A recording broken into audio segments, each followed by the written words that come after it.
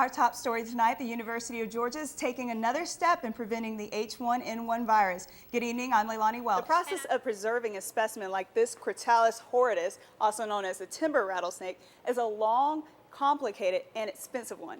And if Athens-Clarke County Leisure Services maintains 7 dog parks in the community.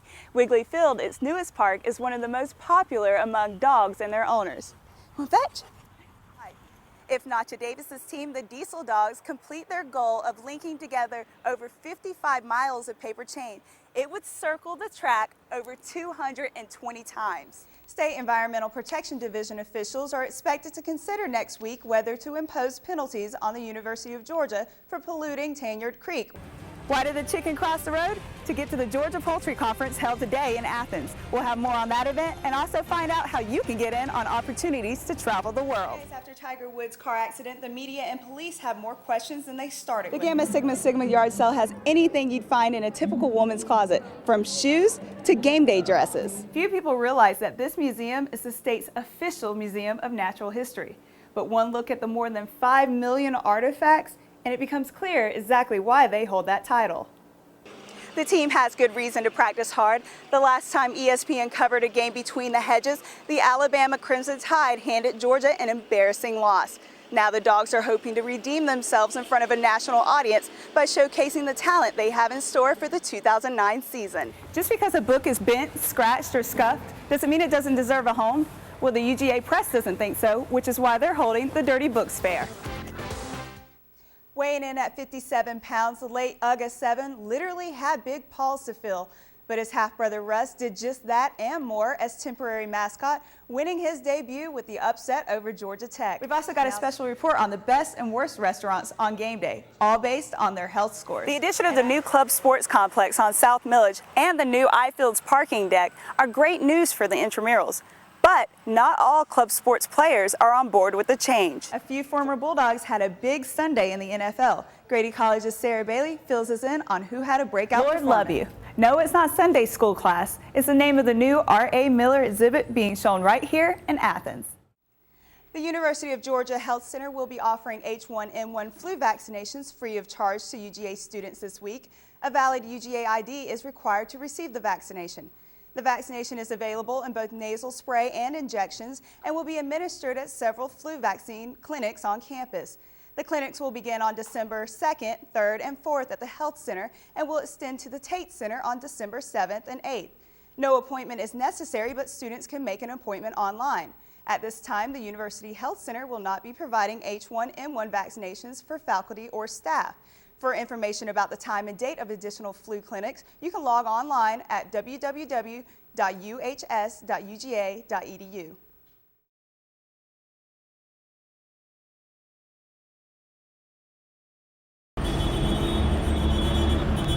It's a common sound at the intersection of Baldwin Street and Sanford Drive on UGA's campus. Buses honk their horns, hoping to clear the herds of students violating the laws of the road. It usually starts with a few brave souls challenging a green light, but soon the masses follow. I just think it's dangerous for the people doing it. The bus can stop pretty quickly, but not on a dime. It's as simple as clicking a button and waiting for a walk signal.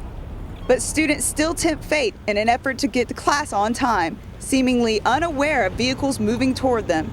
Commuters and bus drivers are upset that university police aren't doing more to curb the law-breaking behavior. The UGA police, I see them just watch people jaywalk. They could be doing a little bit more. Even if they were just giving written warnings or talking to people over the loudspeaker, that would be an improvement over what's going on now. There's no way we can have the students walk in single file lines.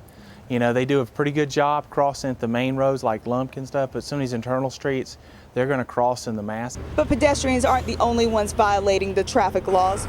On the university's East Campus, motorists frequently run stop signs and pass buses unloading passengers. And going around a bus, I've looked at it, there's no way you can see around the bus, nor could you think that any car short of a Viper could accelerate fast enough around the hill to even think that that was a good idea.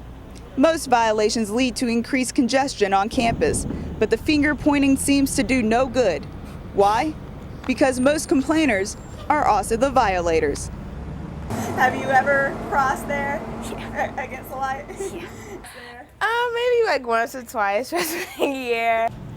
In Athens, LeiLani Welch, WNEG News, Northeast Georgia.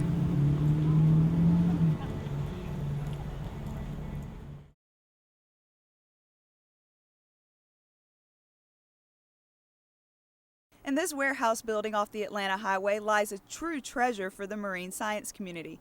That treasure is an unborn whale calf found off the coast of Georgia last spring. The mother was fairly badly decomposed, but when they opened the body cavity, found this perfectly preserved calf, almost a full-term calf. The discovery is believed to be the first of its kind. The adult Xiphias whale, commonly known as the beaked whale, is extremely rare to find for scientific collection. And finding a calf, let alone an unborn calf, is almost unheard of. They're difficult to come by, so that if the adults are hard to collect and they're protected, we're not killing these things for scientific specimens. Unfortunate set of circumstances came together to produce something that can be valuable for some point in time in the future.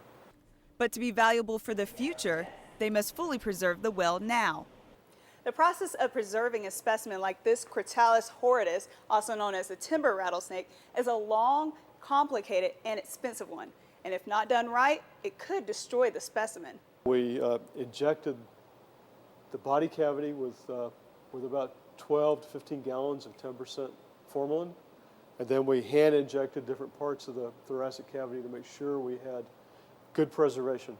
The whale currently looks like this. That yellow layer of film is caused by fats leaving the body. Workers will gradually remove old liquids and add new ones to prevent the skin from puckering. Eventually, it will look more like this with the body completely intact. We made the decision early on that we were not going to open up the body. We know what caused the death of the animal. We wanted to do imaging with the CT and the MRI scans and just see what that snapshot in time developmentally looked like.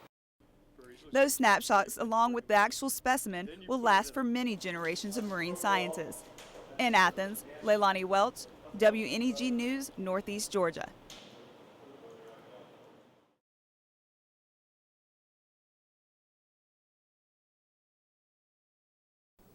An empty Sanford Stadium is nothing new when it comes to the annual Georgia-Florida rivalry game.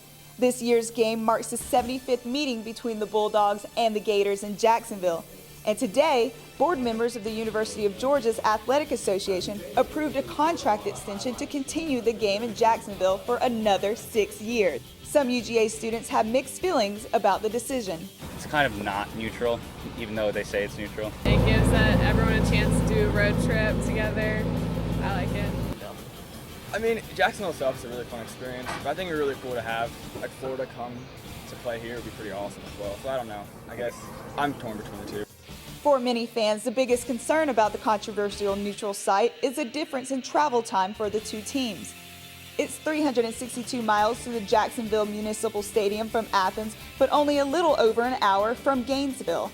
UGA Athletic Director Damon Evans says one particular provision in the contract extension should ease the minds of Georgia fans. The city of Jacksonville has agreed to fly us straight out of Athens. They agreed to pay for 3 50-seat planes to fly from Athens to Jacksonville and back. Evans says it's more about tradition than money. At the end of the day, I felt it was the most appropriate decision.